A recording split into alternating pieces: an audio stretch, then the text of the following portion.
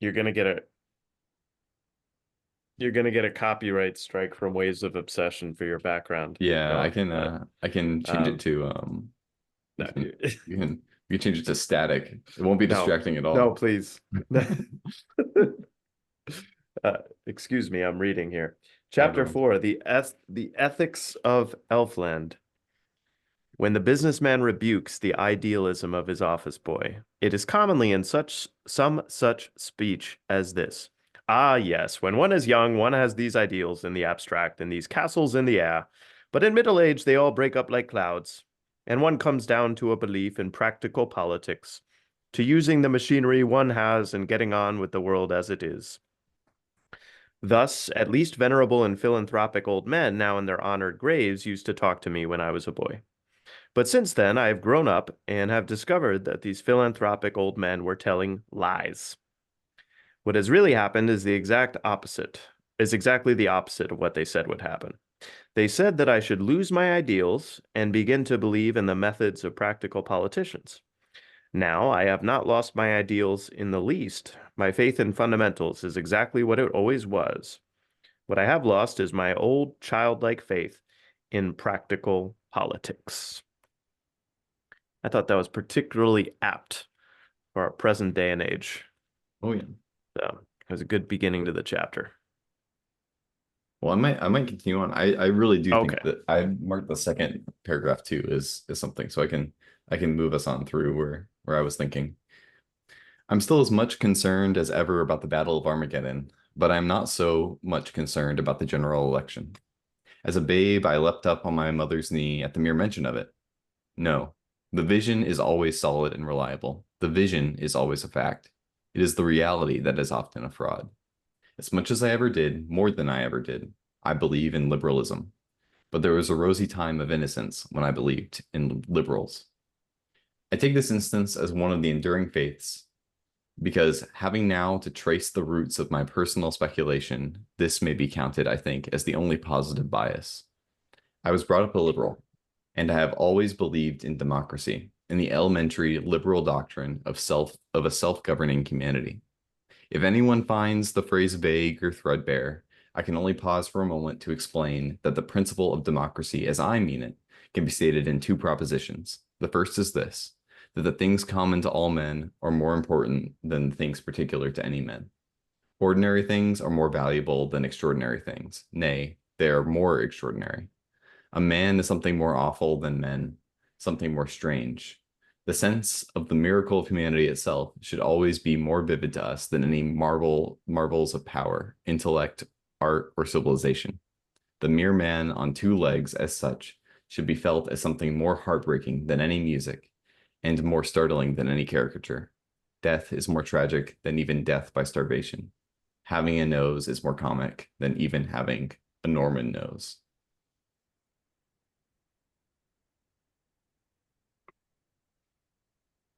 I don't know what a Norman nose is, but sounds horrific. Well, that gets into the whole why would someone in England have a Norman nose, a nose from somebody from Norway? It's it's post 1066. It's the Saxons have invaded England. So Yeah, exactly. That's not very funny, Gilbert. The Vikings. Yeah, no. too soon? Yeah, too Too soon. soon. Too soon. Do we still believe in liberalism? I do. Yeah, I Yeah, do. if anyone does, it's Neil. Our elder. Yeah. Yeah. Okay, boomer. Yeah, No, yeah. I'm still a modernist. I still believe in yeah, I believe in democracy. I'll put it that way. I believe in democracy in that I believe in the Holy Spirit. I'll put it that way. I believe it in the way that allows the Holy Spirit to be made manifest in the most individuals, most often in the most unexpected ways. And democracy typically is what allows that to happen. Or we have a democratically elected republic, but um, But yeah, I do, in that the more decisions are put to the level of the individual, um, I think there's no proof that well, let me put it this way. I think there's no proof that the more decisions are taken away from the individual, the less sinful the individual is. Whereas I think there's ample proof that the more decisions are permitted by the individual, the more opportunities for virtue the individual has, far more opportunities for virtue. And I think God gives us, I think one of the purposes of our being is opportunities for virtue. So could have a billion sins, trillion sins over the course of our life, but it's like, you know what? You had three really good things that you did, and that might make all the difference. Yeah. Opportunities for virtue. I I guess the way I think about virtue is that there's kind of always opportunity for virtue.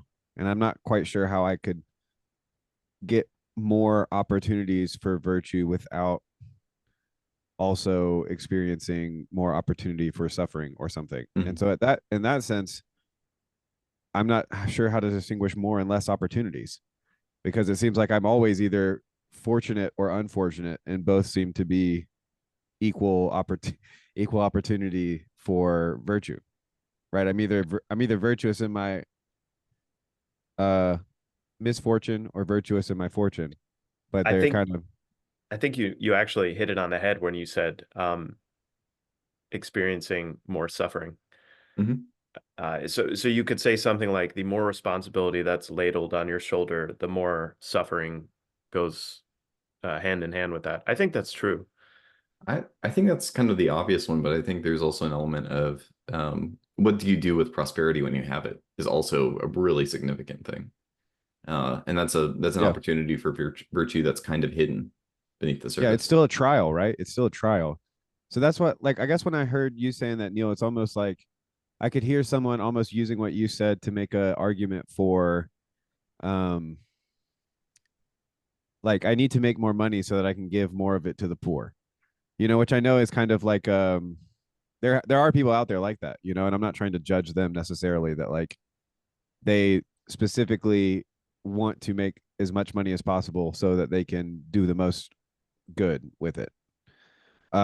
But I do think that there are obvious ways in which that can be corrupted, and it seems like a very dangerous potential justification for greed or workaholism kind of a thing. Um, but so is that not what you were saying, Neil? That like there's a sense in which the blessing of democracy is that it gives us the most amount of freedom, and that freedom gives us more opportunity to do good than we maybe would have had with less freedom. Yes, I think that's right. Um, Well, I Trying guess to we think need to of a yeah. specifically say freedom, Mhm. felt freedom in like vis-a-vis the state or something, because I think there's a way in which every man is existentially free, right? Like you have the choice to disobey your earthly masters. You have to pay the consequences, but so is it a positive freedom of choice, or is it a freedom from constraint, persecution? That is the freedom that gives the more opportunity, I guess. This is the quote that came to mind when Neil was kind of mentioning this earlier, and I think this kind of interestingly lines up. So Um, there were then these two feelings, indefensible and indisputable. The world was a shock, but it was also not merely shocking. Existence was a surprise, but it was a pleasant surprise. In fact, all my first views were exactly uttered in a riddle that stuck in my brain from boyhood. The question was, what did the frog first say? And the answer was, Lord, how you made me jump. That says succinctly what all that I'm saying. God made the frog jump, but the frog prefers jumping. But when these things are settled, there enters the second great principle of the fairy philosophy. And it's a simultaneous of like the order also aligns with the nature of the frog. right? That God asks the frog to jump, but the frog actually prefers to jump.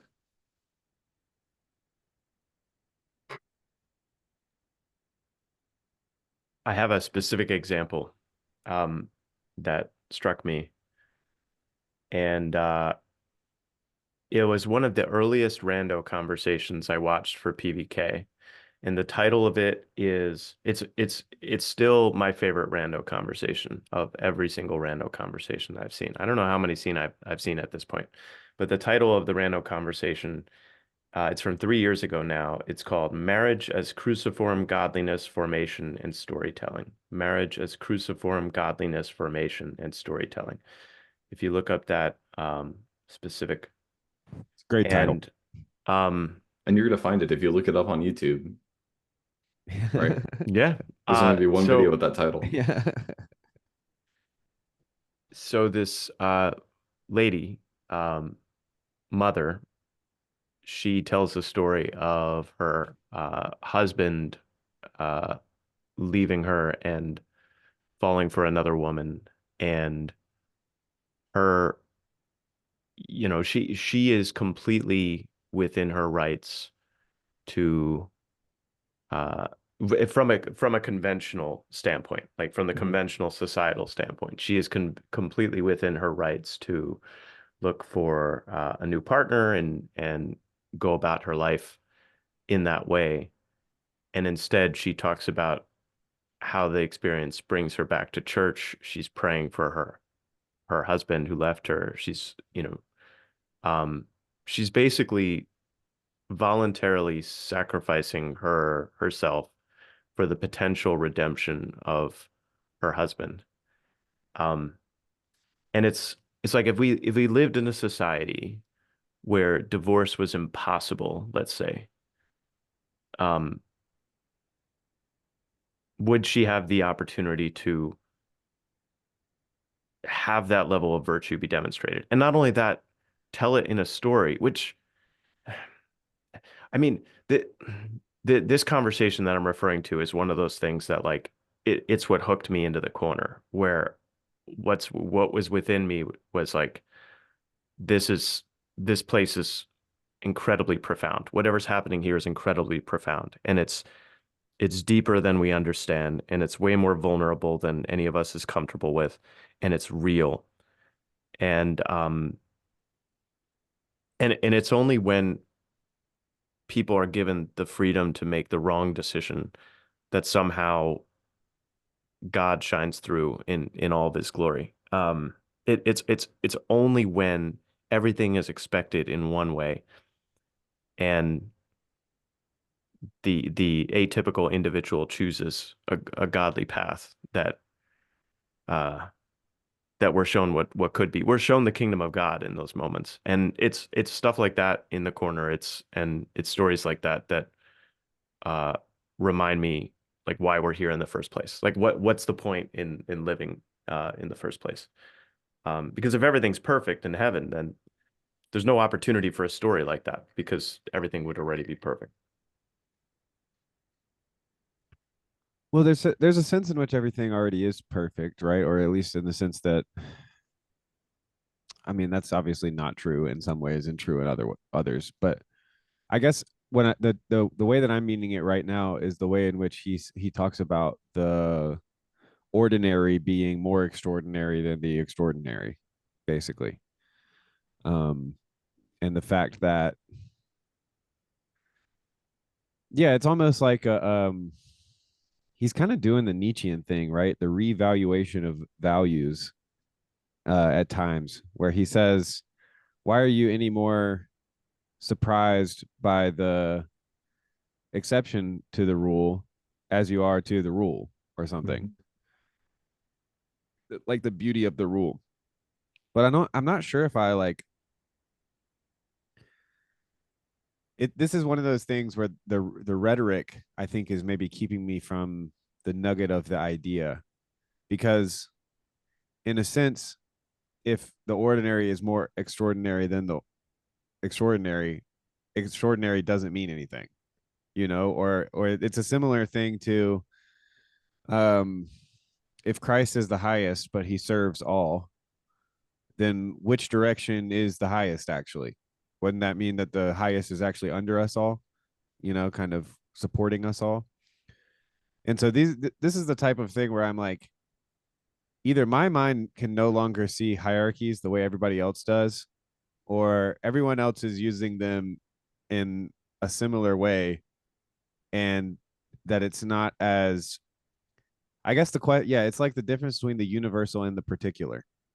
Like, and I'm hearing Chesterton almost say that like he's for the universal over the particular, and that the universal is somehow more important than the particular, even in saying that there is no like single individual who is the universal kind of a thing, that it's kind of like that what we have in common is more important than what we don't have in common. Mhm. So our agreements are more important than our disagreements. But there's a part of me that wants to say, if that were true, why is it completely uninteresting when two people talk with one another on the internet for a podcast or something, and they just agree with each other like on everything?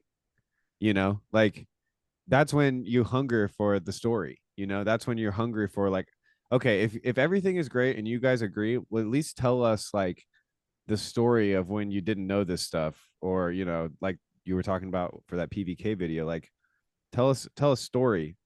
um but yeah, I guess I'm still trying to grapple with like, I just think that so few people see this as Chesterton does, and so few people live this way. And it almost appears to me that if you did live this way, you would be crazy. You know what I mean? Like that would be insane. And I feel crazy for accepting that this is crazy and just doing it anyway.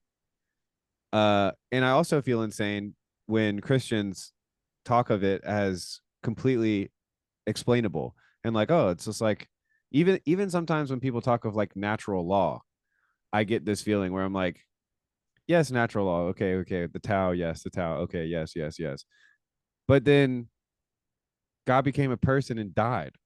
Like like the center of the Christian faith. I don't know. I'm starting to preach my absurdism, I guess. Yeah, I But was like, where's the word absurd in all of this? I was waiting for that word the entire time.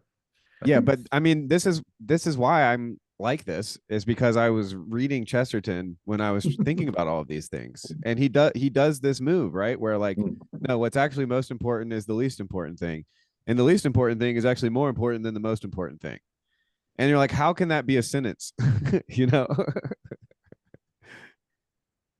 there are two things that come to mind. One is, I think, taking for granted. I think that's a big part of the way Chesterton sees this, is that we kind of just live life um, focused on the little bumps and freak out about these things, and we miss the fact that there even is a thing that we're considering in the first place. Um, it's like the whole thing where, uh, I'm just thinking about the computer. Somebody's given a computer, and they get frustrated that there are bugs in their computer, and um, they have viruses or whatever, and they get pop-ups circa the 90s or whatever, and um, that ruins their day. But there is never a consideration on what a crazy thing it is to have a computer in the first place, or to even have access to that. Um, Another part is I'm not going to pull up the full quote, but the part where Chesterton says it's a shame that this one guy doesn't understand elves. Elves prefer the yokel types, those who grin and do as they're told. And I don't know. Me and my wife were listening to that in the car today, and we just smiled at each other, because that's just like, neither of us are that way, but I think we both wish we were probably a little closer to that. yeah. Yeah, I found myself not identifying with Chesterton when he said, I always have, what was it exactly? I can't remember the quote. It's like, I always have respected tradition or authority. Um, I could probably find it. But I was like, nope, nope. my natural proclivity is to, it's like, who are you to tell me what I can and cannot do? Uh, oh, here it is. My first and last philosophy, that which I believe in with unbroken certainty, I learnt in the nursery. The thing I believe, I'm skipping ahead. The things I believe Mhm. most then, the things I believe most now. Oh no, never mind. Are the things called fairy tales? There was something else that I disagreed. I Yeah. think I was trying to listen for it. Pretty he stayed away from a lot of like he connects fairy tales to tradition, but I don't think he ever Oh, says this, okay. sorry, this is it. I have first to say, therefore, that if I have a bias, it was always a bias in favor of democracy and therefore of Mhm. tradition. Um, I guess maybe that connection between democracy and tradition is something that I never connected because I don't know, like the reality of human history always struck very deeply within me. I think that's something my father instilled in me very well, that the US of A is a remarkable place. And the way my father instilled that in me is by helping me understand what the typical life circumstances were for anyone else in history ever. Like, and you pick the place, pick the time, anywhere else aside from the last 100 years, and yeah, see if it's better than now, Mhm. and where we are. Yeah, try Um, being a king, try being the king of the world 100 years ago. It's like you don't have an iPad, brother. It's like you've got no dopamine machine in your pocket. You've got to find other ways to get that dopamine. But yeah, I think that kind of the idea of history being a democracy or a democratic in some way, and the fact that was I think a big thing for me the first time I read this book too, Mhm. because I think it gave me permission in a lot of ways to um trust the experts. No. um it kind of did two things, right? Like it kind of let me loosen up a little bit about some people in the past, and just kind of like the grim grizz thing of like breaking the fourth wall and just being like, oh, these were just people too. Like Thomas Jefferson was just a guy, Paul of Tarsus, just a guy. Like all of these, even Jesus to some extent, human being, just like us, tempted in every way, just like us. Um, but then there's also this sense in which it allows you to take seriously some of the people of the past as well, right? Like, I think that if I hadn't been reading this, I think I would have felt maybe, well, it's like, how do you shake somebody out of the belief that like we're smarter than we've ever been? We have more access to information than we ever have. So whatever we think about what's going on must be right, because we have so much more information to base our opinions off of. Shouldn't en masse the humans right now have better opinions than they did? I mean, they had slavery, for goodness sake. Yeah. And so yeah, I think that that kind of looking at the past as a democracy, maybe it helps us looking at our democracy right now too. It's like, well, I'll steel man that argument that we are more moral today than we were 200 years ago on average. I think so. I really do think so. I And think you could talk it about slavery, shifts. but you could talk about acceptable use of violence, and the threshold for acceptable use of violence has moved significantly in a 200-year period. so yes, there's less violence. I'll play the other role, just for the sake of argument here. Um, Is this a dialectic? yeah, this is enter the dialectic. Um, would you say there's more or less narcissism now than there was in There's the past? more, but it's because people have more time to think about Whatever the themselves. reason, whatever the Yeah, reason, this yeah. is it's the reasons are everything that's happened from the past on. But like, Mhm. um, so I tend to think of evil probably more like the self-centeredness, or the like, doing for, to get what I want type of evil. And so that kind of, that includes all of the self pleasurable habits in terms of technology and others. And I think that people's access to that, like, and on the vector of it just being harder for a rich man to get into heaven, there's more rich men. Mm. So, like they're But I don't see that any different than the guy or gal who shows up at the Coliseum because their average day sucks and they're just looking for a scapegoat and just saying, yeah, duh, yeah, get him, because they need something to take their minds away off of the banality of their own life. And sure. that the modern Coliseum is doom scrolling Twitter and Instagram. Yeah. That's the And, modern Coliseum. and it, I think I think it might be like the whole cancel culture, like the internet drama feels like the new Coliseum. It's Sure. like wow. I want to see someone ripped up. I want to like That used to happen in the newspapers, right? Like, that would have been Chesterton's kind of, stock and trade in some ways, was being yeah. connected to that kind of gossip, the precursor to what we have today, basically. It's Mhm. reputational carnage or something. Yeah. And in the Christian era, it was hey, we're going to the burning of the heretic. Or and then Let's in go the deep burn South, McMo. yeah, in the deep South, it was the lynching and all Mhm. that. So it goes on and on. All right, I got to Um, go pick up my wife. I'll be yeah, back in a few, boys. Sounds good. yeah. See, Hmm. What was I going to say though? Yeah, I think a lot of this comes down to a certain level of and again I was talking about this recently with someone I know, uh this lack of humility or understanding that um I don't know, I'm seeing all these young like famous people doing activism. And activism is good, but I see some of the stuff they're advocating for and I'm like, I I don't think you've ever felt like you were wrong in the past. Because I don't know, I feel like I have some sort of, I don't know, making videos on the internet. I could make videos about whatever political topic I want to talk about or whatever, but I don't feel comfortable enough saying like, you know what? I know the way history goes, and I don't want to look entirely like an idiot. Like I know that I might be wrong, so I'm going to be talking about the stuff I'm most confident in, and I'll let some of the other stuff just kind of sit to the back. I'm not gonna make a big deal out of these little things. Um, but I don't know.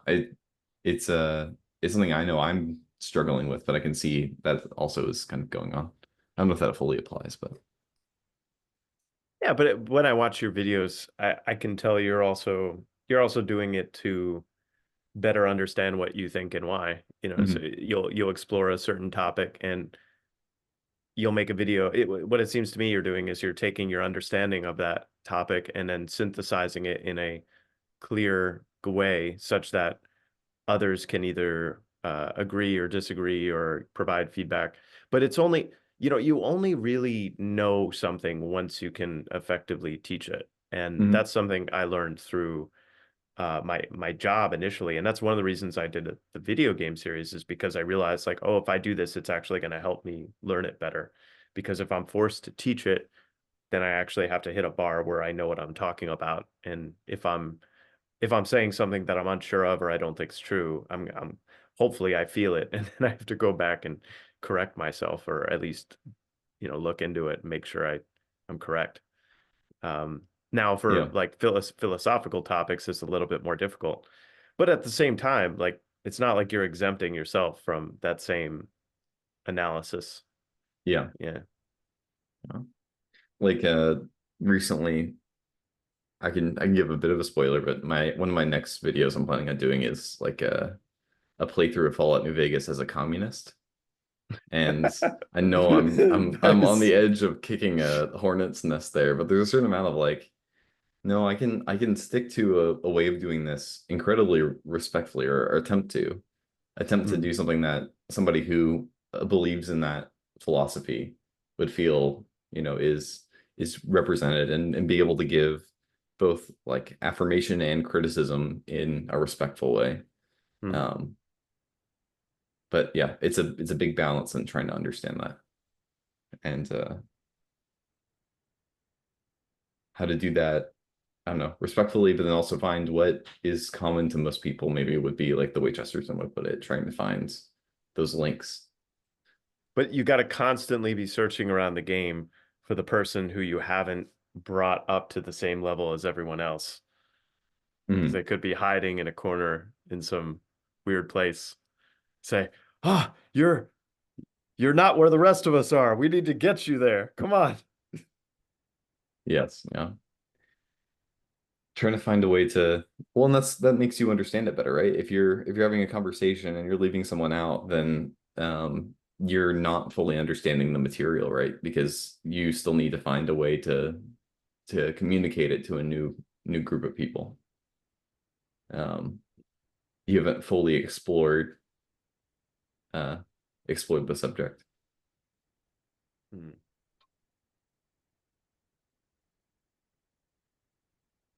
I wanted to ask the question to get back to Chesterton. Mhm. Do you think tradition and democracy are opposed to one another? Um, Well, it's interesting. You were saying before something about like the way you were talking about it was almost, it seemed like it was more of the political sense of democracy. But hmm, the sense I get from Chesterton is he's not talking about the political sense entirely. Like I think he is in his current context, but I think his point is that democracy is much older than the political system of democracy. hmm, That it's a um, it's this underlying uh, plane that everything is sitting on top of. That this common understanding of a history of a tradition of a people, like that is democratic in the way it works, that everybody is has a piece of this fabric that they're holding on to and they're working together. hmm. um Yeah, no, I agree with that. I mean, I mhm, use the term of allowing the Holy Spirit to be made manifest in yeah. each person. So it's democratizing the well, I use the term virtue, right? Democratizing the possibility of virtue as much as possible. And, um, Mhm, within healthcare, there's this idea of everyone a proper, and this is probably just a proper job thing, is that everyone works to the highest level of their licensure. That's within healthcare. But so you don't want the doctor doing a job that the nurse can do. You don't want a nurse doing the job that the medical assistant can do, and on down the list. Um, but I think the same thing goes for uh, any society for that matter. You don't want things passed up the, let's say, the chain of decision making that can be handled lower on in the chain of decision making. mhm. Um, that's well in Catholic terms that's called sub something. The principle of subsidiarity. That's it. Yes, yeah. Yeah. But I'm a big believer in that principle and everything from children, doing as much as they can on their own, all the way up that ladder. So yeah. Well, Chesterton points that out too. Like he pretty Mhm. explicitly says that with um that there are some things, even if the person does them poorly, that we would rather them do it themselves than to have someone else take it over for them. Mhm. And he points out, what does he say? He says writing love letters and blowing your nose are the two um ideas that he has. Um I think that's exactly right. Like um there's sometimes that we so worry about something being done right that we'll take it away from someone to do the job themselves. And um sometimes someone doing it themselves is the most important piece, not necessarily doing it well. Mhm. Yeah, that's I think that's an act of patience and faith on our part to I mean, I think that's what's required of us as Christians at every level is sitting back and letting things unfold. Mhm. Or sitting back is the wrong term. Um, did you What's the watch did you watch Luke's Friday, not Friday, Saturday, yesterday? 'Cause we're doing this on Sunday. Luke's Saturday live I stream missed it. yesterday. No. Okay. It was one of his better one of his best monologues and one of his better. It was a really It good was one of the monologue. good ones. Okay. Yeah, it was really good. Mhm. I would strongly recommend everybody check it out. And he's Check out talking Luke about Thompson's channel. There you yeah. go. He's talking about shoot, didactic therapy. Something IDT or so behavioral something. Man, I don't know. I forget the exact terminology. Um, but it's about this radical acceptance of the current moment such that you can then work to change it. And there was something about the framing of the second half of that. Um, it's very weird in my own experience. Because I've reached that point of sort of the radical acceptance of things are meant to be as they are meant to be. Um, but then the changing part of it, I think where I find myself continuously tempted, but always I believe it's almost always the wrong thing, maybe always the wrong thing, is the attempt to change for a specific outcome, like to get something specifically. Hmm. I was talking to Ron Copperman about this earlier today over Discord, and whenever a bad thing happens that's, let's say, outside of your control. So in my case, it's like the closing of my church. It's currently in the process of closes beginning of November. Um, there's always, I always know that there's the seeds of opportunity in whatever that difficulty or hardship is. Like I always know that there's an opportunity to, you could say, like, do a jujitsu move, or I guess it's a judo move where you kind of use the strength of what's going wrong um, against, you know, Hmm. um, but almost always I find that there's an opportunity in those sorts of problems.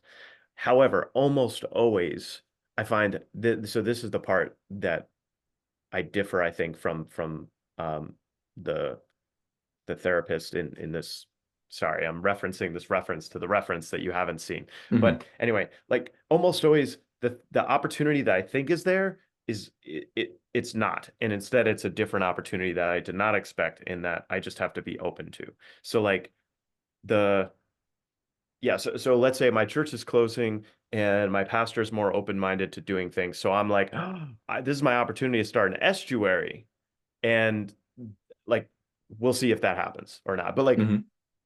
it very well may be the case that that's not at all the opportunity. Even though I have in my mind, oh, it'd be great to do an estuary.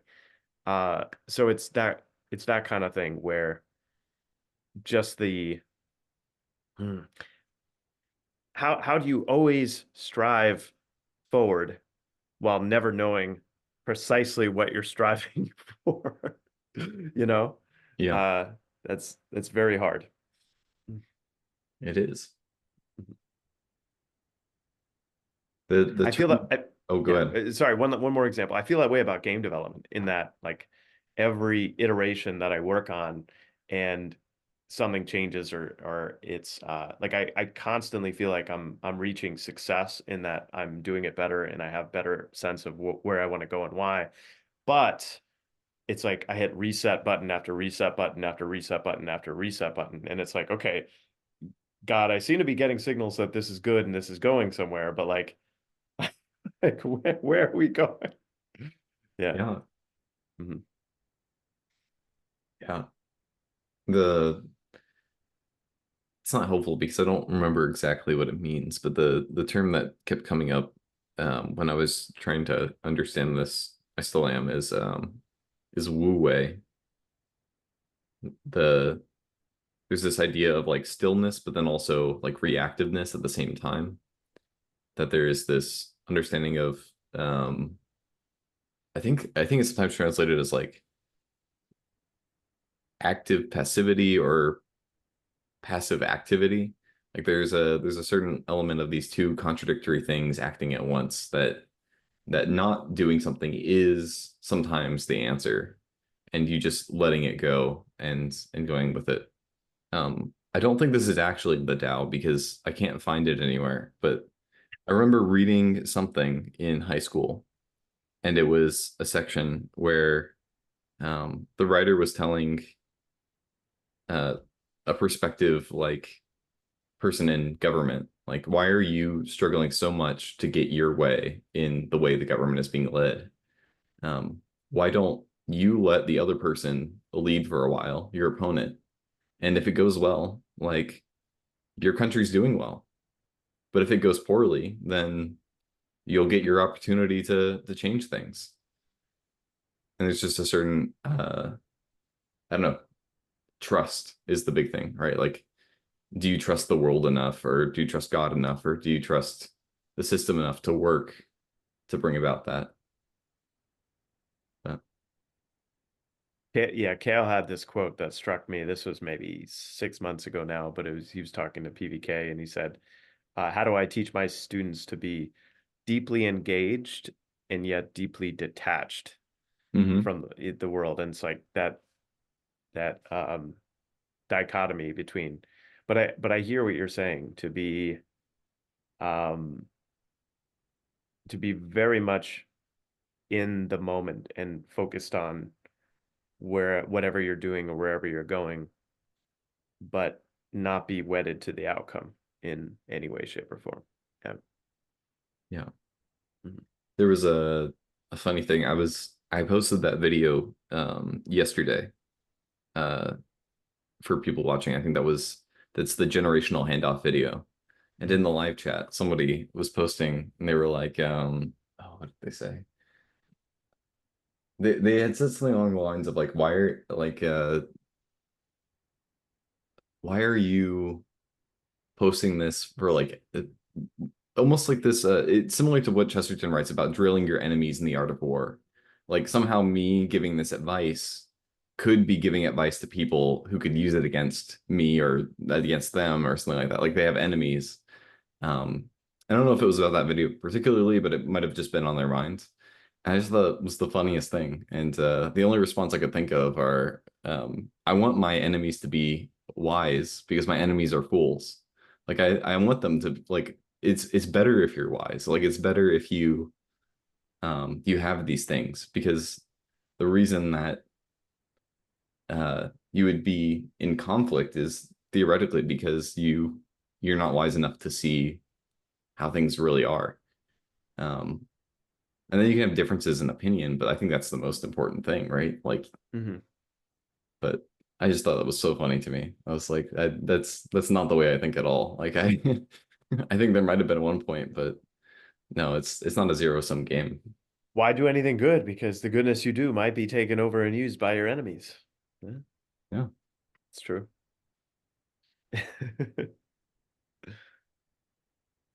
But yeah,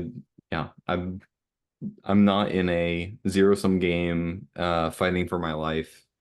The world will end at any moment and we could all die. Like that's just not the way I see the world. Like it's just never um if it is, it's a really bad moment, right?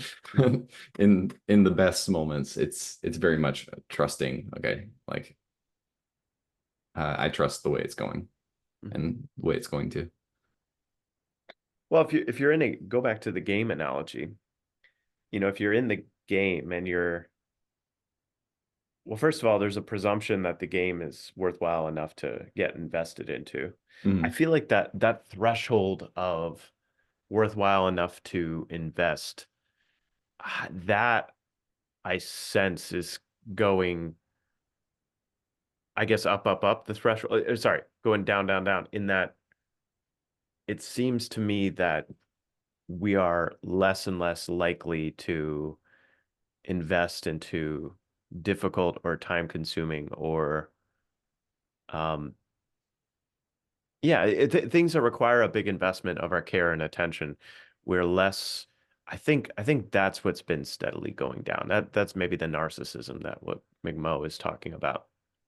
Um, like our thresholds for uh I don't know what it is. Maybe the delayed gratification or do you get what I'm saying? Yeah. Uh Yeah. Well, I think in the past, right, the gap between an action and its consequences was much larger.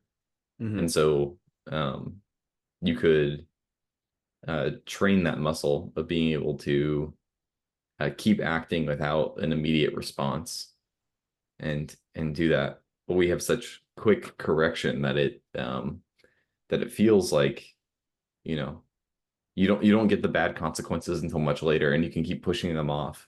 And so you can keep going down the dopamine route, and you could doom scroll, and it feels really Hmm. good. And then when you're done, it feels horrible. And so your body's like, okay, well, we just have to keep doing it. Um, Hmm.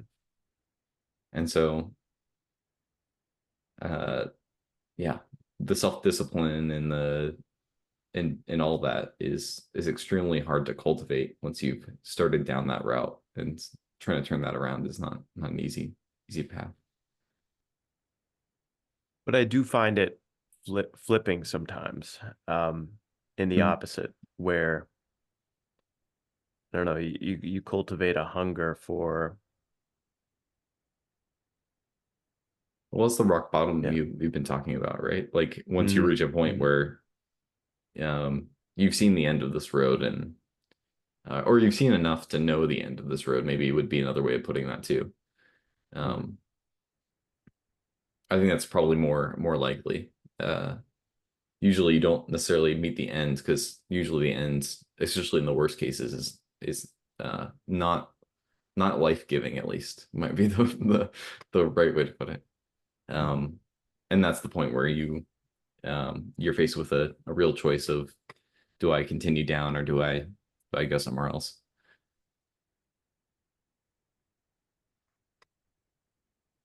There is a, let me see if I can, let me see if I can find, or yeah, let me read a little bit of something that's about this maybe. Or no, no, no. I guess this gets what I'm about to read. I think it's more of like what we left off with McMo, that the greater miracle is the thing beyond the thing. Okay, I'm just going to read a few things. All the towering materialism which dominates the modern mind rests ultimately upon one assumption, a false assumption. It is supposed that if a thing goes on repeating itself, it is probably dead, a piece of clockwork. People feel that if the universe was personal, it would vary. If the sun were alive, it would dance. This is a fallacy even in relation to known fact, for the variation in human affairs is generally brought into them, not by life, but by death, by the dying down or breaking off of their strength or desire. A man varies his movements because of some slight element of failure or fatigue. He gets into an omnibus because he is tired of walking, or that's a bus or a trolley, and he Mhm. walks because he's tired of sitting still. But if his life and joy were so gigantic that he never tired of going to Islington, he might go to Islington as regularly as the Thames goes to Sheerness. I guess that's the river just flows to a place. Yeah. The very speed and ecstasy of his life would have the stillness of death. The sun rises every morning. I do not rise every morning, but the variation is due not to my activity, but to my inaction. Yeah, so it's kind of like the daily practices that Chad talks about, or the getting up and getting to it. That's the fight against entropy. That's the fight against death to to keep going in every Mhm. respect. Yeah, so and then he goes on, this was my first conviction, made by the shock of my childish emotions, meeting the modern creed in mid-career. I had always vaguely felt facts to be miracles in the sense that they are wonderful. Now I began to think them miracles in the stricter sense that they were willful. I mean that they were or might be repeated exercises of some will. In short, I had always believed that the world involved magic. Now I thought that perhaps it involved a magician. At this pointed a profound emotional always present in subconscious, that this world of ours has some purpose. And if there is a purpose, there is a person. I had always felt life first as a story. And if there is a story, then there is a storyteller. Yeah. Mhm. That so that to me speaks volumes. I'm reminded of something Chad actually said again on yesterday, Saturday, during the live stream that uh I kind of want to respond to. So Chad made the point that all evolution is ridiculous, or the idea of evolution is just absurd and foolish. And I think I understand where he's coming from. And but if you think about, if all you think of when I say the word evolution is a pulling of everything towards God, like we are not, you know, it doesn't involve some, how do I put this? Like, we know that we and the world are not what we could be.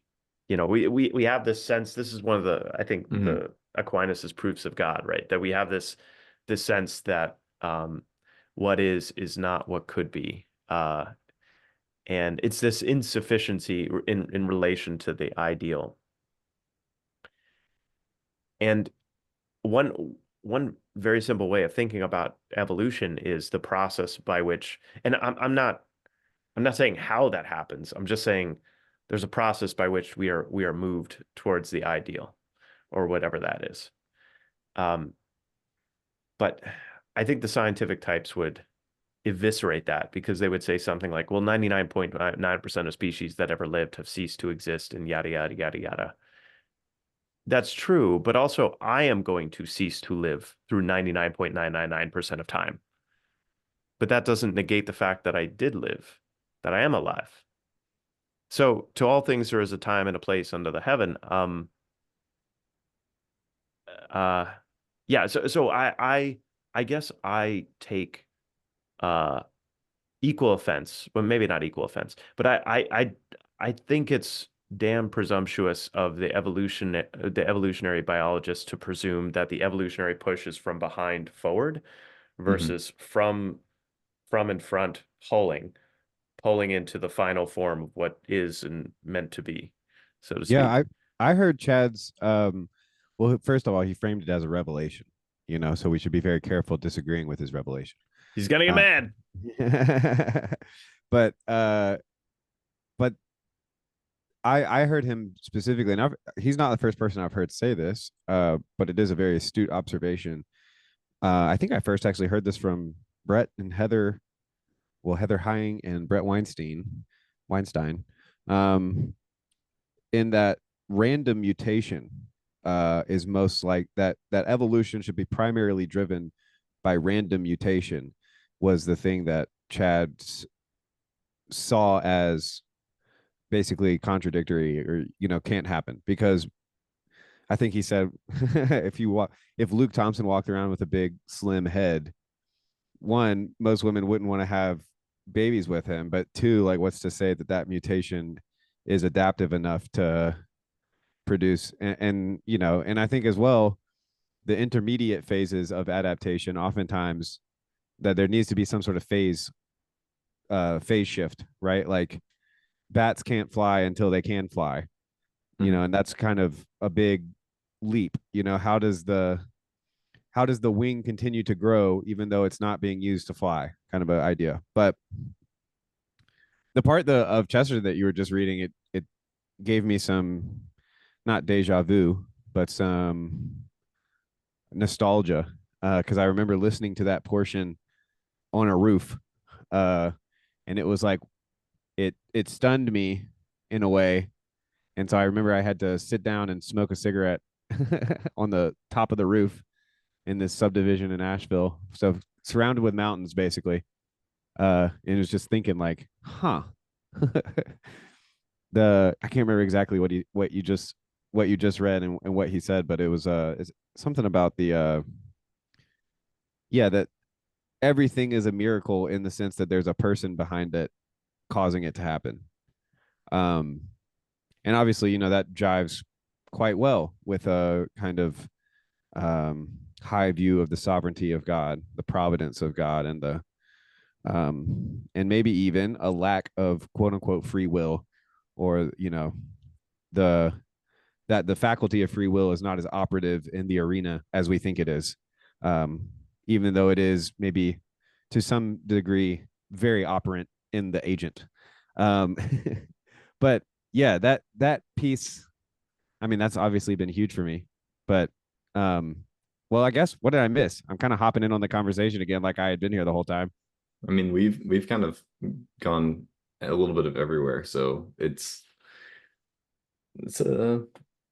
I don't know. I wanna get in on this a little bit. I on the evolution point, I think if there's anything that I've ever like been afraid of, uh like Neil in the past has his like said like, oh, we don't have to talk about evolution if it's gonna make things uncomfortable with your church or whatever, and I'm like, it's not gonna be a problem. But if there is anything that would be like uncomfortable is like saying anything bad about evolution, I feel like is the stuff that like you get the weird people coming out, at least in my experience.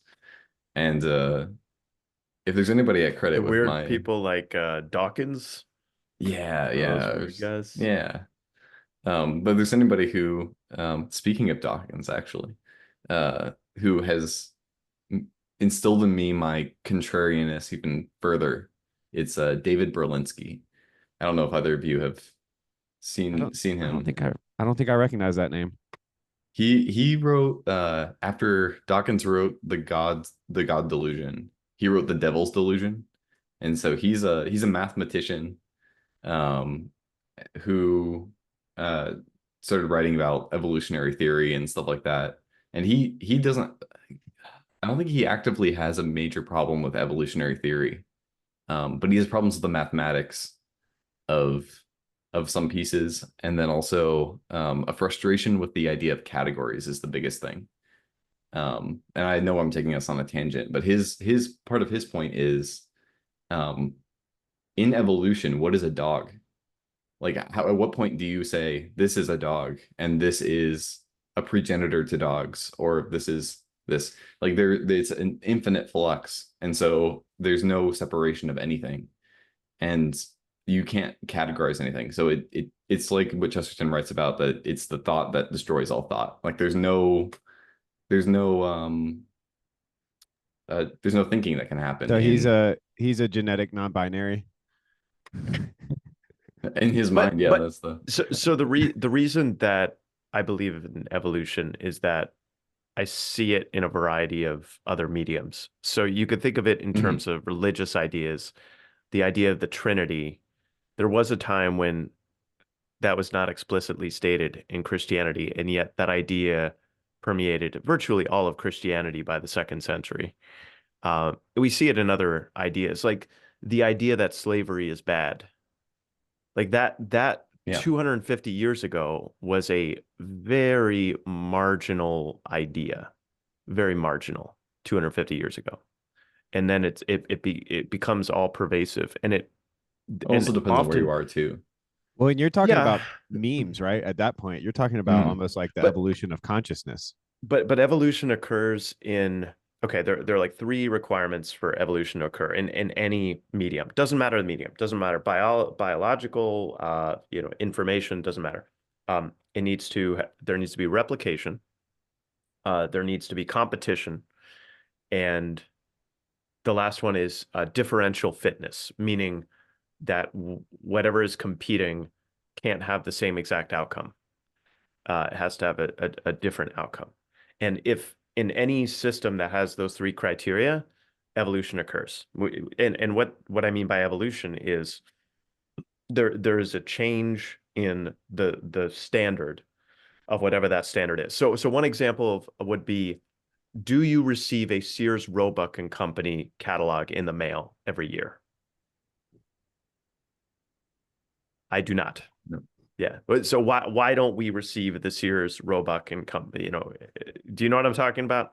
Because we are not Yeah. Sears Roebuck vintage collectors. Well, yes. Well, because there was They're dead. within the medium of, let's say, commerce for daily household things, Mhm. there were alternatives that developed that were better and superseded. So the need did not. So here's what I'm saying from an evolutionary standpoint. within the niche, within the environment, there was still a need for some easy way to get household appliances, whatever you needed on a household day-to-day basis. And Amazon and Walmart, to a lesser extent, and others have filled that need. That they are that new. So it's not like the need or the niche has changed. It's just one has moved out and another has moved in. And evolutionarily speaking, what you'll see is like, and Sam Tiedemann, I think, speaks to this better than anyone else in the corner. You'll see like two different continents, the same bird, like, or totally different species of bird, like Mhm. unrelated by like millions of years, evolves in the same way, like two different woodpeckers or whatever. And it's because the same need existed in both places, even though they're completely unrelated. They So took advantage like of the same meta. yeah. So Yeah. no. So it lends credence to the idea of platonic forms, is what I'm saying, is that Mhm. there's this place in Boo. existence. Yeah. Boo. Why is that a boo? Why are you booing me? I'm There's right. a perfect McMo in heaven. It's calling you forward. Boo. I'm a Christian, not a Neoplatonist. Dad gummit. It's Uh, no, I do have beef with the forums, but I see what you're. I obviously take the point that yes, there's an agent arena relationship. Oftentimes that works itself out as a particular success niche. Um, I think that, well, what I was actually thinking about the whole time was the idea of the evolution of consciousness. And I think I'm probably going to need to read Hegel's Phenomenology of Spirit at some point. That might be like next on the list for me, just because I think it kind of talks about this. And it's also one of those like smarty pants books that once you read it, you can be like, oh yeah, I read Hegel's Phenomenology of Spirit, the Phenomenology of Geist. Actually, it's there's a lot of translation arguments that take place and interpretive blah blah blah. But yeah, I've been thinking about it because um yeah, like because if you think of an evolution of consciousness and kind of right along with what you were just saying, Neil, about how the future, maybe the better way to think of it is there's like a future pulling us towards, that's the Michael Pollan. Is it Michael Pollan? The guy who talks about the frog and the tadpole, where you scramble the tadpole eyes, but they'll still basically move to the where they should be for a frog. So it's almost like the frogness is pulling the tadpole towards it rather than the tadpole kind of growing into the frog. It's like the frog actually. So there's this like retro causation, I think, or retro causality, they'll call it. Um, but this goes against like a few different strains of thought, right? Like there's a sense in which, are we to believe that the arc of justice bends towards liberty? Is that what the famous quote is? I can't remember the exact words, but um, like this is the progressive fallacy, right? That like if we just keep going, new is better. Um, you know, tear down the old and whatever replaces it will be better. And this is where like the simplistic understanding of Marx and maybe this was all that Marx wanted to do. Maybe he found through this dialectic that like new is better or whatever. But so yeah, this is my question of like, okay, it seems like we can look back in the past and see things like the Trinity, which the three of us at least would say, good, good. And we can see things like the Apostles' Creed and the Nicene Creed, and there's quite a bit of amount of creeds that all three of us could uh, agree on. Apollo Creed. Apollo Creed, Yeah. exactly. We definitely all three agree on Apollo Creed. And then you get to something like slavery, and how it seems like it was, the idea of someone owning someone is now at least theoretically abhorrent, even though a lot of it goes on. And sometimes our jobs can be more slave-like than we'd like to admit to ourselves. Um, but there is this. So yeah, I guess my question or what I'm wrestling with is that idea of like, are things always changing, or is there nothing new under the sun? And specifically with consciousness, like how we think of things, because if it is, that means that at this very moment we're kind of in that competition, right? Like even the three of us, like Mhm. Christian absurdism is necessarily in competition with Catholicism and just, run of the mill, slightly charismatic evangelical, whatever Noah's church, would define themselves as. Um, Yeah, I was talking about this with Mark Parker in that like Yeah. we're moving from a Protestant church, Catholics too, but we're moving from a Christianity model of sincerity culture, which is you have the Greek Orthodox, which are sincerely Greek people, and you have the Dutch Calvinists, which are sincerely Dutch people, and you have the Scottish Presbyterians, who I was insincerely Scottish as a Presbyterian. And but anyway, so we're moving from that sincerity culture to now, oh, I'm moving to the church that fits my style, that fits my vibes, fits my personality, fits my liturgy, fits my life. And in Catholicism, we're moving to the mass time that fits into my life schedule, moving to the music that fits my like in the music. We're moving to, and so the same thing is sorry, the competition is moving from a let's say an ethno-nationalist church structure to now a church structure that's speciated. I call it speciated based on interests, proclivities, ideology, and how that church goes about its practices, for better or for worse. And so we're we're in we're in that in between. So that the in between time, McMo, that you're saying can exist for where one species jumps to another, we're in that in between time right now. But the jumps are typically fast. So the reason that it's a sudden thing where most of the old just dies off, and that's what's happening in the mainline denominations. It's dying, it's dying, it's dying, and then but new things Well, are sprouting out of that.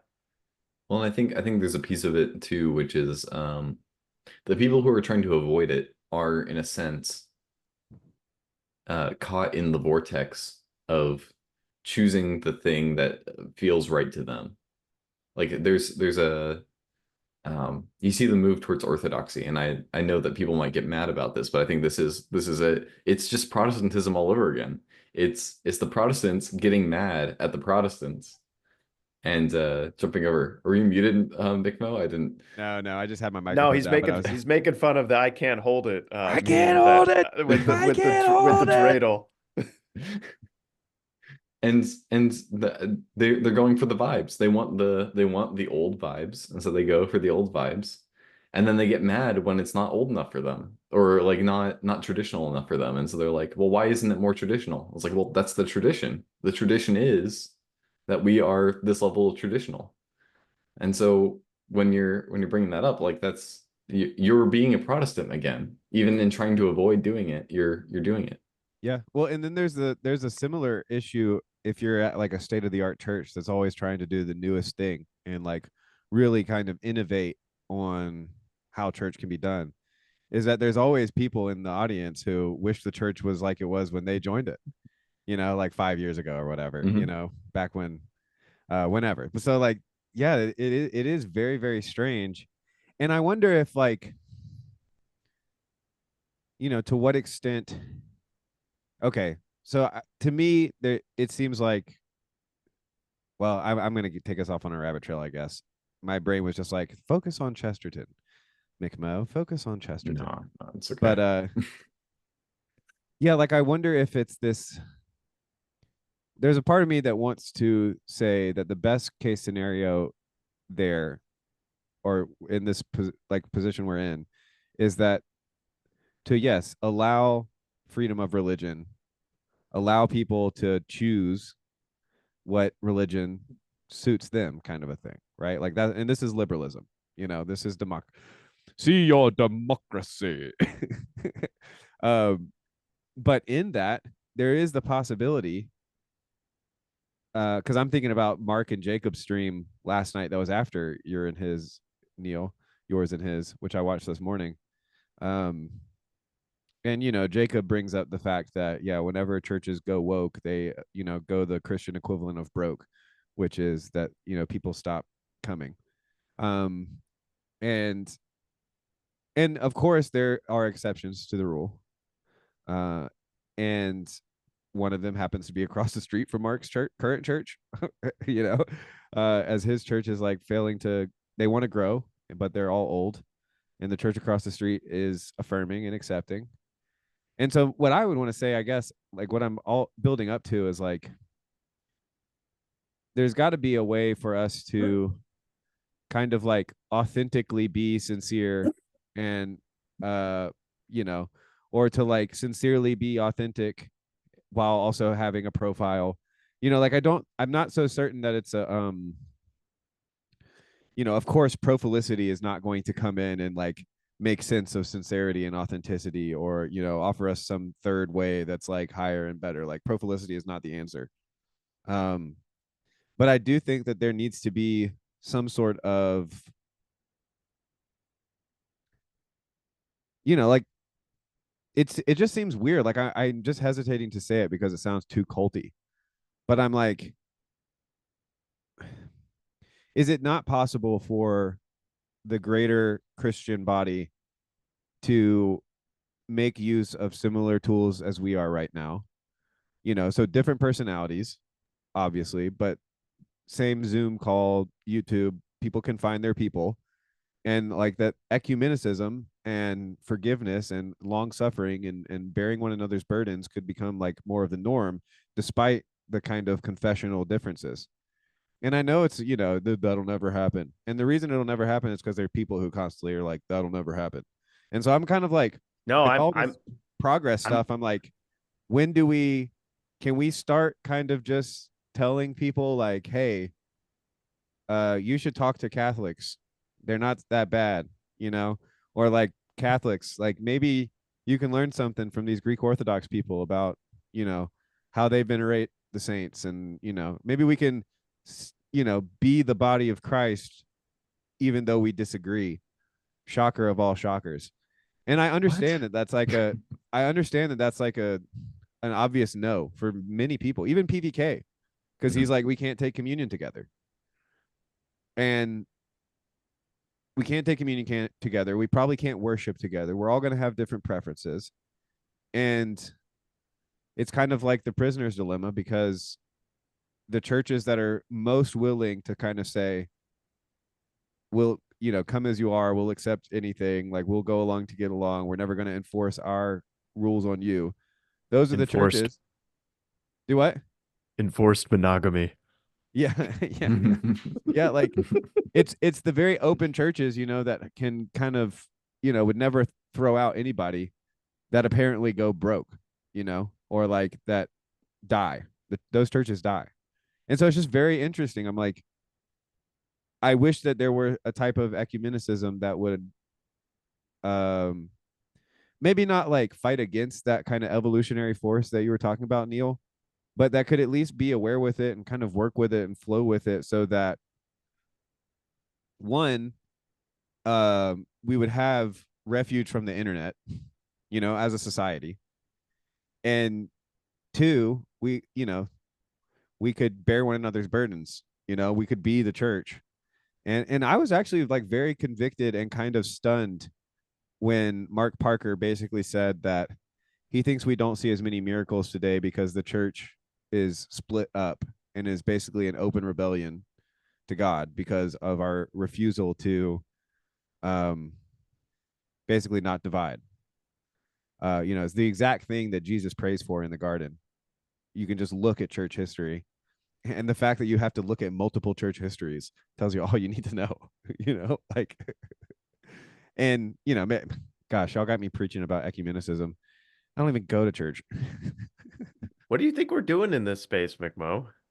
I mean, I And know that that's kind of what we're doing, but I'm still kind of like um stunned, I guess, that it's like could actually be good, and it isn't just a uh island of misfit toys. I guess that the island of misfit toys could actually bring something that's very understandable to anybody. Like I could sell TLC in 5 seconds. I could give the elevator pitch to anybody anywhere, and Matthew Parlato can probably do it better than me. But it's a ecumenicism, it's an it's a honesty, and it's a long suffering patience and a willingness to kind of come back. You know, like these are all, and this is all the stuff Neil's been talking about with the similarities to Alcoholics Anonymous. Uh, I do I'm think that there's good. Sorry, I'm just going now, y'all. So please stop me. Good I'm Lord, I'm no, talkative. I want to give you both homework. I want you to watch a two-part of Star Trek Voyager that's called Unimatrix Zero. And so I'm not that kind of nerd. Sorry, dude. but it's what you're talking about. Okay, so the idea, I'll give you the synopsis of these two episodes of Star Trek Voyager, Unimatrix Zero. I Googled it. So the synopsis is you have the Borg, which have assimilated all these races spanning countless star systems across like half the galaxy. And while you're awake as a Borg, you're serving the collective. You're doing your job day to day. You basically it's the labor side of the movie Fight Club, I see right? why you like it. Yeah. Okay. But but they have to regenerate like 4 hours each day, basically. They still have their biological components, their biological needs they have to regenerate. And somehow, like 1 out of 1 million Borg or whatever, they have some sort of virus or some sort of Deus Ex Machina that makes this two-part thing possible, which is they reclaim their individuality in a dream world while they're asleep. And there's this like perfect holographic paradise where they're all living in peace and harmony and like loving each other. Oh dang, I am gonna have to Yeah. watch this because I had an idea for a big story that was basically that, or at least it Yeah. started with that somebody basically woke up because they woke up in a dream first, Mhm. and then they were able to wake up in real life from the kind of mind control. And Yeah, this was like 6 years ago. it's the But anyway, Matrix. Yeah, yeah, yeah. it So is so just the exactly Matrix. But in their day-to-day life there is that absolute mind control and they're but like they have that space where they're free and it's like it's paradise. And then the Borg discover this paradise, like the actual, you could call it agentic principality of the Borg discover this, and they're trying to infiltrate it. And they first find one Borg that was in it, and they dissect it. And anyway, it's a two-part episode. I don't want to spoil it. It's really good. I'm pretty sure Voyager is either on Netflix or pretty sure you could watch it for free. I I could wonder find if I it. could get my wife to see. We like Doctor Who. I wonder if we could get into Star Trek, because I'm just thinking like that would be a good kind of like put it on, not think Just about it watch too much. Yeah, just watch this two-part. The beautiful thing about Star Trek, for the most part, is that you can just watch an individual Mm. episode and see if you like it. And there are certain episodes that are really good. This actually, this two-part thing, I would say it's like slightly better than average, but it's not one of the best. And so if you watch, but just watch this two-part thing because it's very like I think of TLC very similarly to this, and that we each have the rest of our lives, our day jobs. We're just normal people. We plug into this weird ecumenical space. That's funny. And yeah, man, Yeah. like, uh, but anyway, so two-part. If you like it, you are more of my type of nerd than you anticipated. Yeah, I will become all nerds to all men. You know, Mhm. so that you might save some. We know. yeah, so that I might I'm save some of you I'm nerds. waiting for the Warhammer arc for McMo and just Uh, painting figures on camera while you're like talking. yeah, yeah, yeah. I could get into model painting. My wife really likes painting like clay. So Oh, she'll paint like plates or bowls or mugs. She was like, she hasn't done it since she got her new job because it's just kind of like, um she just texted me she might be going a little hard on our dinner, which is a good thing. Means she's probably spending too much money, but daddy's gonna be happy. There are worse things. Yeah, yeah, yeah. I don't know if you Enjoy have it, it. you capitalist pig. You enjoy Oh it. yeah. I'm a pig. I don't know if I would consider myself a capitalist. I don't have You are much capital. spending money for the enjoyment of the pigness. I don't Yeah. know if you have it where you are, but around here we have these like cafe pottery painting places where you sit down, you paint pottery, and then you come back later to pick it up after they fired it. Yeah, yeah, this is exactly what my Oh, wife okay. used to go to. Yeah, it's the one by our house is called Claying Around. Oh, It's funny to me. It's just a dumb pun, but I love stores that like go full, like any company that goes full on to a pun. I'm just like a fan of that. How could you not be? But why? Why did we bring up painting? Oh, because I'm going to be painting Warhammer Yeah. models. Yeah. Well, if our secret project gets us all rich, then maybe I can just paint warheads and stream about Warheads. yeah, whatever it's called, Warhammer. And there's numbers You too, right? It's like Warhammer Oh, so yeah, 2099. so there's a fantasy version and then there's like a like far in the future version. That's the 40K. you just watch a year from now, see where things are. Let's see. Yeah. Anything can happen. The one thing that I honestly don't have a problem with evolution. I just want to make that clear. But the amount of people who will say stuff like talking about ideas and stuff and using the word evolve, it always annoys me. It's because of Pokemon. Sorry. It's part of it is honestly probably because of Pokemon. But it's like I've never heard anybody talk about evolution and not talking about a mindless process that just is going forward and doesn't really have a destination it's going towards. It just happens to fill the niches. It just goes on. And the way people talk about it is they're talking about progress, like movement towards an ideal. That's a very different thing. You both of you, if you have not listened to it, listen to Sam Tiedemann's conversation with Karen Wong on the Yeah. meeting Okay, code that I came should do out. that. I'm pretty sure I And listened to it, but okay, maybe I didn't so finish it. this is an exact quote from Sam. My guess is life has evolved ways of mutating faster than random chance. Because if you just do the random chance thing, he used the analogy of like if you do random chance on computer code, the code devolves way faster than you get something that's actually better code. It's Yeah. impossible. So you need to have some sort of heuristic in order to estimate what a better than normal mutation would be. Um, and it is that telos that you're talking about, Foxman. It's like what what makes chemicals desire to become an Proteins. entity that, yeah, proteins, exactly. And what That's makes the big thing, yeah. proteins, yeah, and what makes proteins desire to create more of itself or whatever. Yeah. That always Um, confused me in biology class. And whenever I asked the question, it would always be like, but well, they don't know. it They just don't know. happens. And it's like, okay, Correct. well, Mhm. Apples just fall downward. they just fall. This is They this always is the do. Chesterton point, right? Like this Yeah, is the Chesterton point. that Like is. That's it. The absurdity of and the miraculous nature of the fact that like why do we smell things at all? Why do we have a taste for the excellent dinner that McMo will most likely have? Uh, like what? Lord willing. Yeah.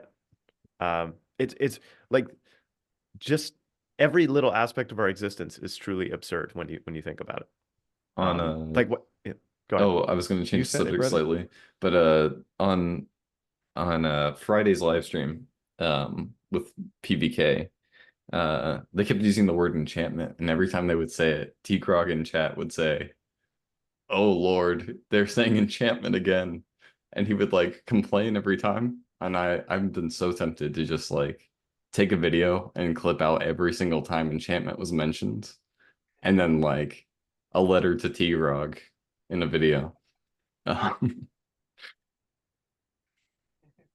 don't know. You can't avoid enchantment. Enchantment is TLC. Like The there's not longer a he sticks around, the more I like him. Yeah, me And too. the oh, the less I take anything he says seriously. it was so funny. He's like that old uncle at the Thanksgiving table. None of you are listening to me. Nobody can hey folks, nobody can tell me how to differentiate between what's real and what's imagination. Like that's because we're trying to do the opposite thing. Well, and I think Chesterton in this whole chapter is like that's exactly what this whole chapter is. Like if he sat down and tried to listen to this chapter, I'd love to talk to him about it, but I don't know if he would. I think it would bother him too much throughout the entire thing. Well, I could run it past my dad. He's like T Grog in some ways. Um, less of a troll though. Less of a troll for sure. Um, he doesn't like being annoying. But I take that but back. He kind of the likes being annoying. typical people who are like T-Grog are typically just uh dedicated viewers of like Fox News or MSNBC and are just shaking their fist at the Yeah, I have a opposite. Fox You News know dad. but what's He ironic surprises me is sometimes. yeah, what's ironic though is just the persistence of the T-Grog to take opposition at this like obscure like what? My favorite Like move of his is that he quotes scripture and then says like, "You guys aren't Christian," and he sounds just like Anselman sometimes, Yeah, yeah. and it's just the Well, that's what I was funniest gonna thing. say. Is my dad and Anselman and T Grog would definitely get along. But honestly, the person in the corner that's most like my dad is probably Clint. Clint D, who's in Oh, okay, Discord a lot. Him and yeah. my dad views on theology and life are like very, very similar. Um, so it's fun to, and personality wise too. They're kind of just is the truth ain't that hard, y'all. I think but you just do but this and you do that, and this is how it is. Clint strikes me as an excellent dad. Like he'd be an Oh excellent yeah, dude. I excellent mean, my father. dad was an excellent dad. Yeah. It's a great way to be as a dad. I'm gonna be definitely a different type of dad. Hopefully one day. But Congratulations. yeah, no. I've accidentally Good. led on my parents to think I was that we were pregnant like more than once, just kind of being like, "Mom, Dad, we got great news." It's like we got a I have puppy, I have a or confession to make. So my roommate sophomore year was a he was Jewish, but he's non-practicing Jewish. So I Mm. don't know if that's a that is and that the confession? no. No. But like I would do this to all of my like non-practicing Jewish friends. And like I it would just pop in my head one day and I would walk in and I'd be like, "Happy Shabbos Torah." And he's like, "What?" And I'm like, "It's Shabbos Torah today." And he just took two Jewish words, smushed them together, called it a holiday. He's like, "Oh, I didn't even know what Shabbos Torah." Sorry, I'm gonna get roasted. Portmanteau. I'm sorry. Uh Shabbos Torah is pretty. I mean, that's that's Sabbath. That's the The Sabbath Sabbath Bible. Torah, yeah. Yeah, Sabbath Torah. it sounds I'm sorry. I confess my sins before God. It's funny to me to think of you in college just sinning all day and all night with a bunch of surrounded by A bunch of in a Gentiles. in a Jewish fraternity. Yeah, like it's so funny.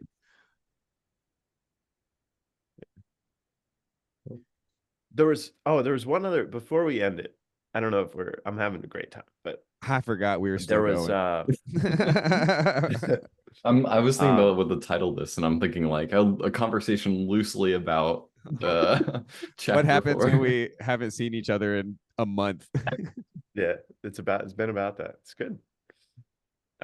What well, I wanted to ask you guys this question because it's something that I don't know what prompted me to think about this in relation to. Oh, I know what prompted me to think about this. It was the first paragraph where Chesterton's like, as he got older, it was the opposite, where his idealism strengthened and he became suspicious of the day in and day out grind, like the politics and the bullshit and all that.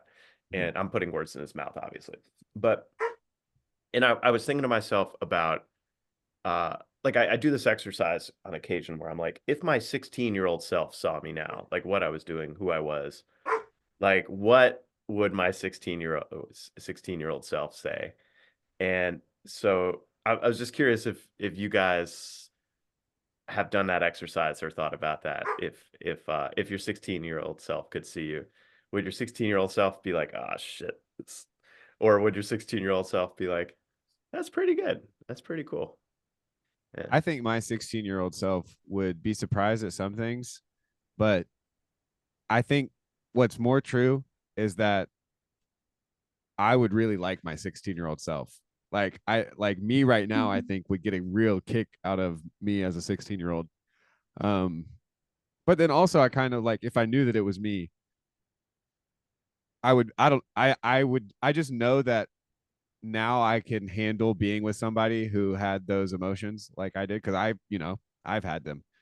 Um, but yeah, like I definitely get more of a sense of like I don't know if I would say anything or how I would react. I probably just want to give that dude a hug because I like he didn't have any skills or tools to master or to even interact with reality other than kind of charm and stunning good looks.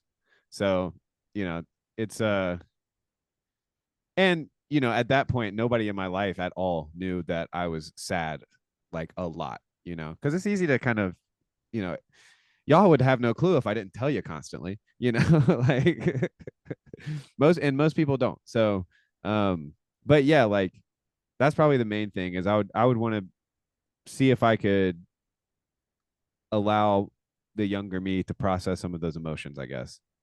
But in terms of what he would think about me, he'd probably think I'm fat. Like, he'd probably be like, "Wow, you are fat," and I think I'd be really impressed with my wife. I'd probably think my wife was really, really hot, um, and think like, "Yeah, you did it, dude." Um, I think I would be surprised that I wasn't famous. I think that would be like a huge. My 16-year-old self just was like, "I'm definitely going to be famous before I'm 30. Why wouldn't I be?" Uh, so yeah, that's probably. I mean, there's other stuff. It's obviously a great question. You could kind of just. There's a lot to glean from that kind of thinking.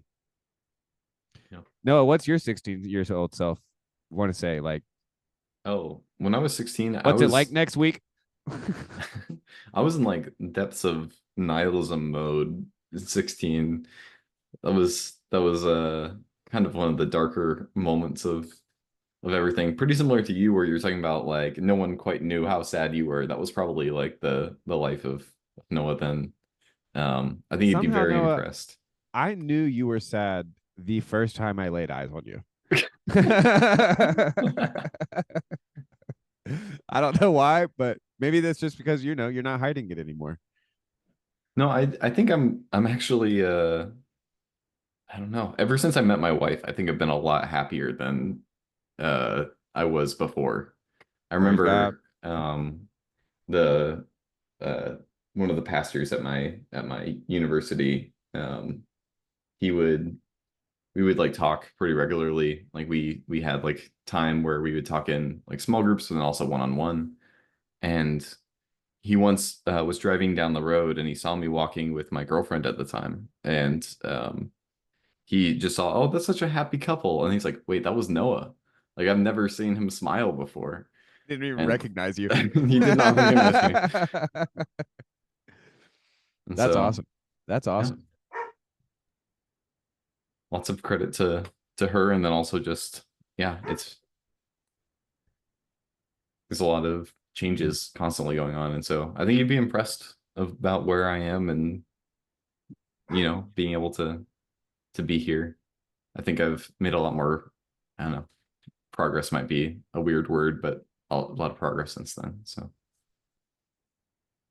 No, I sensed that about you that, well, both of you, I sensed that both of you had stared into the darkness, stared into the abyss, faced it, maybe not having conquered it, but at least have transcended it in some way, shape, or form, and seem to be I've on. transcended the darkness. You both seem to be on the lighter side of a darker place that you've been, and I was so not defeated, but I have overcome. amen. I love making up my own. I've called them Catholic prayers, um, but it is kind of one of the things I do, especially when my wife's not around. Just kind of like, I need to remember to switch the laundry over. I do sing about random things also, quite often to my daughter. Often it's farty songs. That's pretty funny too. Beans, beans, the more you eat, the wonderfully sweet. And wait, that's Well, not how wait, it wait, goes. wait. What about you, low neuroticism, Neil? What would your 16-year-old self think about you being a dad and making video games? Yeah, yeah. So it's like, okay, addicted to video games, 16-year-old self. It's like, hey, you're making video games now. It's like, okay, that's pretty cool. It's like you made a YouTube series teaching people to make video games. Yeah, that's pretty cool. And live in New Orleans. That's cool. You have Yeah, the biggest number out awesome of all of daughter. us. Number, It's a bigger number, better person. magnitude. Yes. Bigger number. What do you mean bigger number? Oh, he's more subscribers than Oh than yeah. anybody. Yeah. I was like, what? I thought you were talking about his money, honestly. And I was like, bro, that's kind of like disrespectful to like bring up on like a public thing, you know?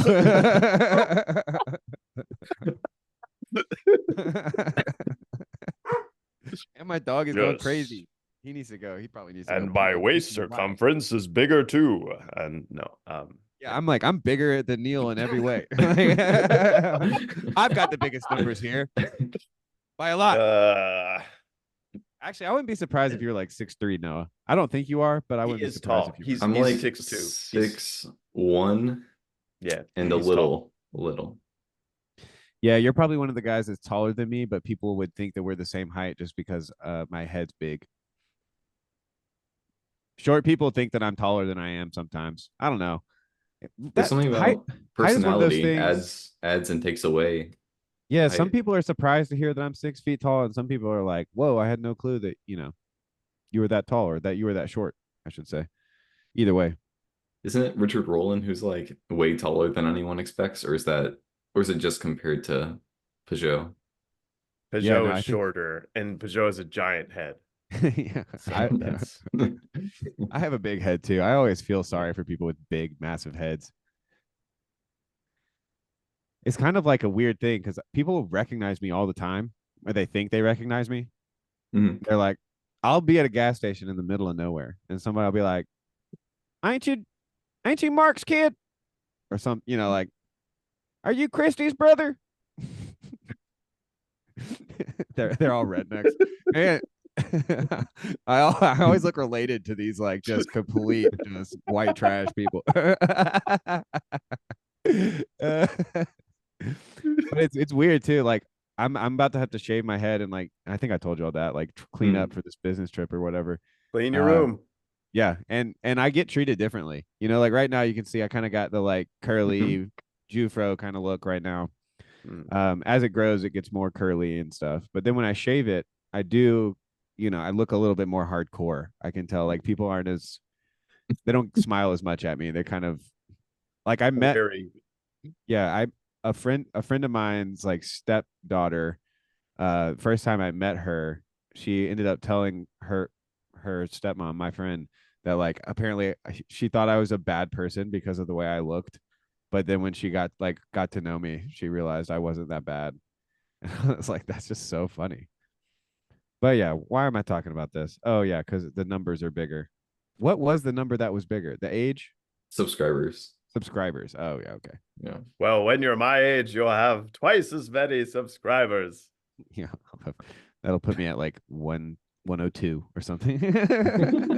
That might put me in triple digits, baby. Well, One of my favorite jokes is when people turn 20, they say, I hit double digits. It makes me crack up so much. Yeah, that's funny. I love so me and my wife were talking about this the other day because she can't help it, but she loves slapstick comedy. And it's just like it's basically like the lowest form of like, Mhm. this isn't high society, it's not Larry Moe and unrealistic. Curly. Yeah, exactly. Like just watching somebody fall, if God forbid if somebody trips and like makes a funny noise or something like ooh, ooh, ooh, ooh, ooh, like that kind of thing kills my wife. And I was like, I don't know, like I think I have a pretty broad sense of humor. Like lots of things will tickle me in different ways. But I recently did realize that like pretending to be dumb is my favorite. That's the funniest thing to me. Like it is, and God forbid if I'm pretending to be dumb or if I'm watching someone pretend to be dumb and somebody else thinks they're actually dumb, that is like that's the height of comedy for me right now. It's just tricking somebody into thinking you're dumber than you are for some reason is like I just love that. Well, I mean, that's the new thing, right? Like there was Norm Macdonald, and then you had Theo Vaughn, and then you had Shane Gillis. Like it's the thing to do. Yeah. Yeah. All the greats. Yeah. All right, I gotta go let my dog out. Um, Fair enough. the parts of this conversation I was here for, absolutely stellar. Love hanging with you boys. It was great. I You too, Yeah. sir. I can't vouch for when I wasn't here, I obviously. I would say you're okay keeping the fro. It's professional enough. It's the scraggly beard that's got to Yeah, go. I know, but see, I want to cut the fro because I just like the way it feels and looks, and I don't have to do I don't have to worry about it. But the Mm. Not beard, a the What beard about has to go down too. a professional mullet? You can get away with those in the deep south. Professional. Well, yeah, I mean, legally, I can do that. Yes. Here in the bayou in the French Quarter, we call it a mallet. I'm a Not lay. no, that's not a thing. Don't call it that. Oh You could go for man. the fryer cut, just shave off the top. Yeah, Oh, yeah. I have some Yeah. relatives that look like that naturally. Male pattern Spalding. Yeah, yeah. Not as many as you know. I'm there really isn't that many bald men in my family, which is kind of a nice relief, I think Mm. I've gotten a little bit, on the sides here, but whatever. I don't mind if I was starting to bald, I think I'd just shave it all off, I don't that doesn't bother me that much at all. I like having it short. I liked having my flowing locks. We're still recording, aren't we? Good We grief. are. All right, I'm gonna have to mute myself and probably call it. Fair enough. Well, Good day, mate. thank you all for joining. Have a good one, everybody. Love I you will stop both. the recording.